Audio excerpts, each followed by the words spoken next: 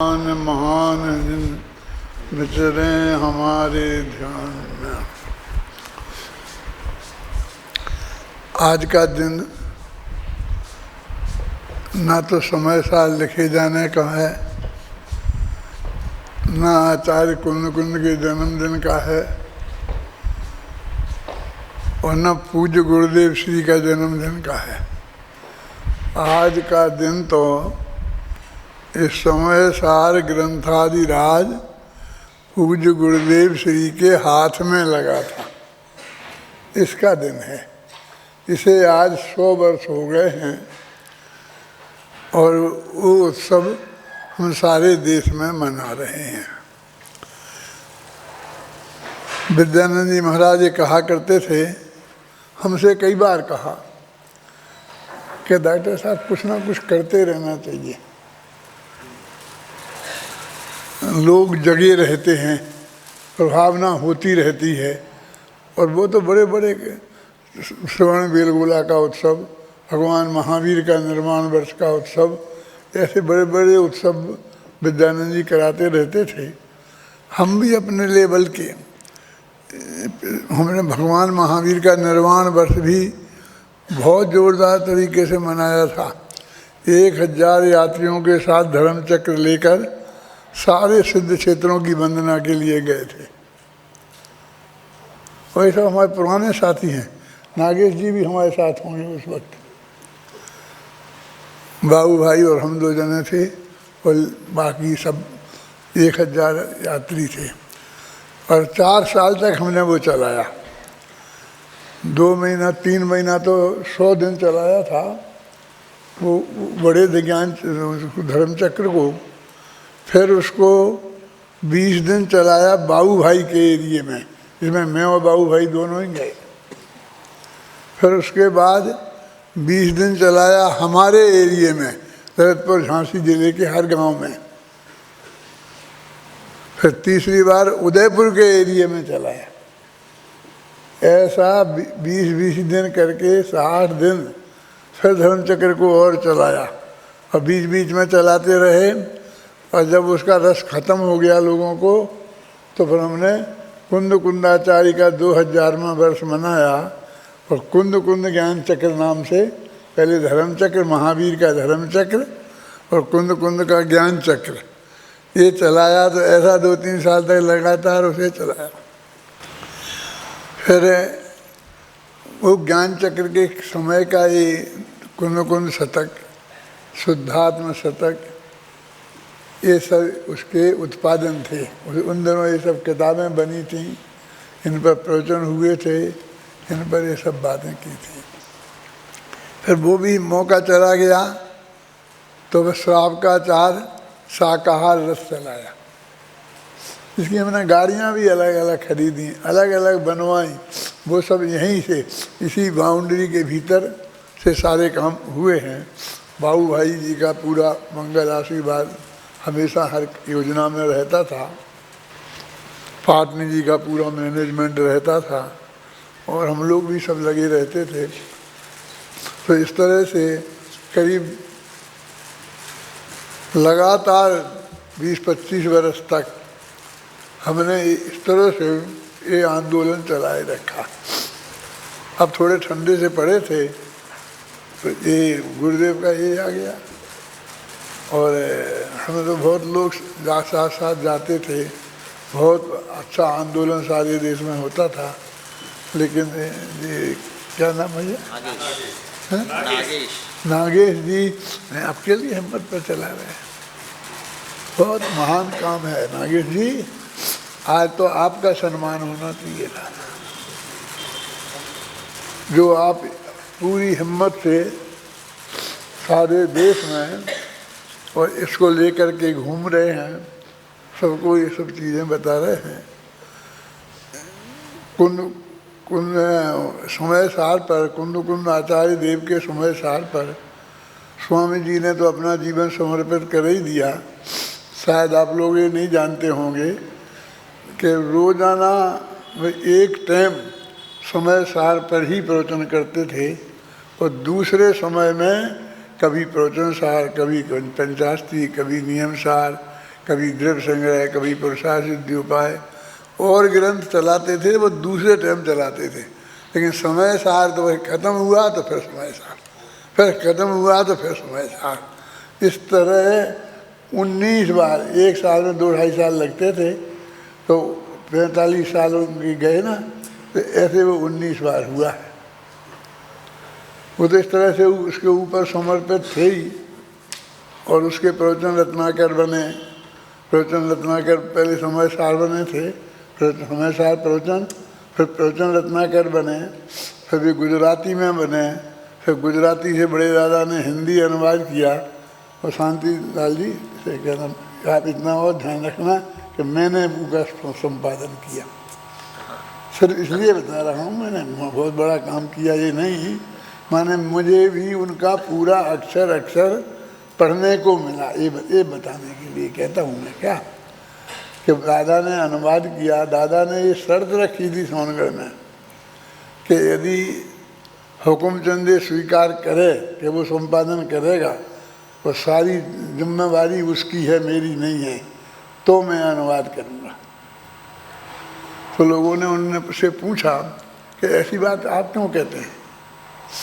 तो उन्होंने कहा, देखो मैं काम तो कर सकता हूँ, लेकिन ये चारों तरफ के जो लोग हैं ना पीयूष, इनसे झगड़ नहीं सकता। ये झगड़ने का काम यही निपटाएगा। ये क्यों लिखा, क्यों नहीं लिखा, कम किया, ज़्यादा किया, ये मेरी जिम्मेवारी कुछ भी नहीं। हुआ भी बाद में है। और बाहर वाले लोगों ने नहीं, अपने अंदर के शशि भाई ने, हीरा, इन लोगों ने बहुत विरोध किया कि नहीं साहब इसमें ये नहीं होना चाहिए, ये होना चाहिए, ये होना चाहिए। और फिर रखी बात कि इसमें से आप तो मक्खी की मक्खी मार दो। मैंने कहा मक्खी की मक्खी मरवानी है तो किसी मूर्ख से करवाओ, विद्वान का काम नहीं है। हमने तो ये किया है जैसा। आइए बताओ गुरुदेव की कौन सी बात छूट गई, हम वो सुनेंगे। अब तुम्हारा वो था 500 पेज का और हमारा 350 पेज में आ गया। वो साइज भी छोटी है, इसमें हमारी गलती क्या है? रिपीटिशन बहुत था उसमें, हमने वो रिपीटिशन हटा दिया। ये बताओ कोई चीज़ हट गई जो फिर उसमें नहीं आई। इस तरह से उसमें हमने अनुवाद, उसका संपादन, उसमें समय सार में काम किया। फिर जो अनुशीलन किए, फिर समय सार का सार 500 पेज का अलग लिखा, फिर टीका लिखी, विधान लिखे, ऐसे करीब 2200-2500 पेज अकेले समय सार पर। और कुंद कुंद के ग्रंथों पर तो 4300 पेज ऐसे हैं। इतने तो मैंने लिखे हैं और फिर पढ़े, पढ़ाए, सब दिए। ये सारे विद्यार्थी आज भी पढ़ते हैं। आज मैं ये कह रहा हूँ कि हमने भी गुरुदेव श्री जैसा ही समय सार पर हम समर्पित हुए। अभी सुबह से उठते हैं ना, तो पहले हमारा ही प्रवचन आता है तो वो ही सुनते हैं, फिर गुरुदेव का सुनते हैं। बहन श्री का भी आता है, थोड़ा बहुत जो भी बनता है वो भी सुनते हैं कभी कभी। फिर 9 बजे हमारा आता है, वो सुनते हैं। अब आजकल तो ऐसा हो गया है विद्यार्थियों के कार्यक्रम की वजह से, परमात्मा तुम्हें मालूम 8 से 9 बजे तक वही प्रवचन इन विद्यार्थियों के लिए, और 9 से 10 तक सारी समाज के लिए। वो टाइम मैंने बदला नहीं, क्योंकि लोग इतने जल्दी तैयार नहीं हो पाते हैं। विद्यार्थी पहले 2 बात चल और विद्यार्थियों को कॉलेज जाना है, इसलिए उन्हें पहले सुनाना है और बाकी के लोगों को पूजा करना है उस टाइम। तो पूजा नहीं आ पाते तो दोनों टाइम। तो मैं दोनों टाइम सुनता हूँ, आपने को ये पता नहीं होगा। मेरा ही प्रवचन, और सुबह से वो तो सुन ही लिया 6:08 पर, फिर बाद में 2 दफ़े फिर सुनता हूँ। हमारे यहाँ ऐसा था कि छोटे बच्चे होते थे ना, 2 वर्ष के, 3 वर्ष के, तो उसकी जो मम्मी मंदिर जाती थी तो सासू से ये कहती कि आप इस बच्चे को खिलाना घर पे, है ना, तो मैं मंदिर हुआ हूँ। अब उल्टा हो गया। वो बहू सासू जी से कहती है कि तुम मंदिर जा रही हो ना? हाँ, तो इसीलिए लेती जाओ ना।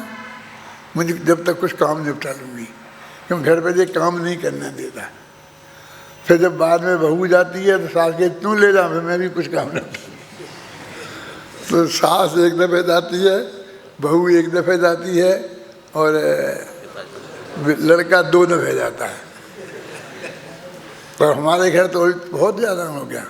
पहले दादी अम्मा जाती है, फिर अम्मा जाती हैं, और फिर असली अम्मा जाती हैं। 3 पीढ़ी वाले बच्चों को खिलाने में। तो मैं तो खुद बच्चा बन गया हूँ। वो इतना मैं सुनता रहता हूँ सब। क्या ऐसा कभी हो सकता है कि 8 से 9 बजे तक सुनो, और फिर 9 बजे वही प्रवचन द्वारा शुरू होता है, तो फिर वही सुनना शुरू होता है। यानी कोई मुझे देखता नहीं है, कोई मेरी हाजिरी नहीं लगती है।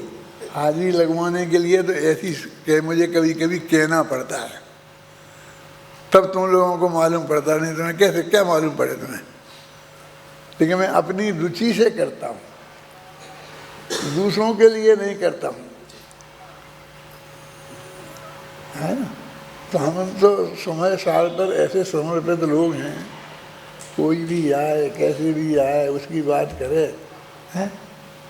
वो कहते कि दादा आपका नाम लिख लें। कहाँ लिख लें? कहाँ लिख लें? कि जहाँ तेरे को जगह हो वहाँ लिख दे। सबसे ऊपर हो तो सबसे ऊपर लिख दे, और सबसे नीचे हो तो सबसे नीचे लिख दे, चलेगा। माने ये महान काम है।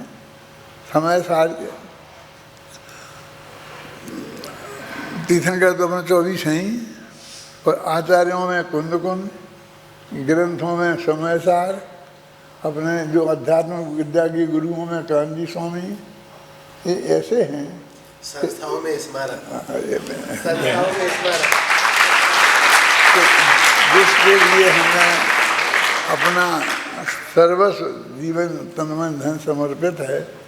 आप सब लोग, मैं आपको बोलता हूँ नागेश जी, आप जहाँ गए होंगे अभी तक और अब जाएंगे, आज जितने समय साल के भगत और स्वाध्यायी यहाँ आपको मिले हैं कहीं नहीं मिलेंगे।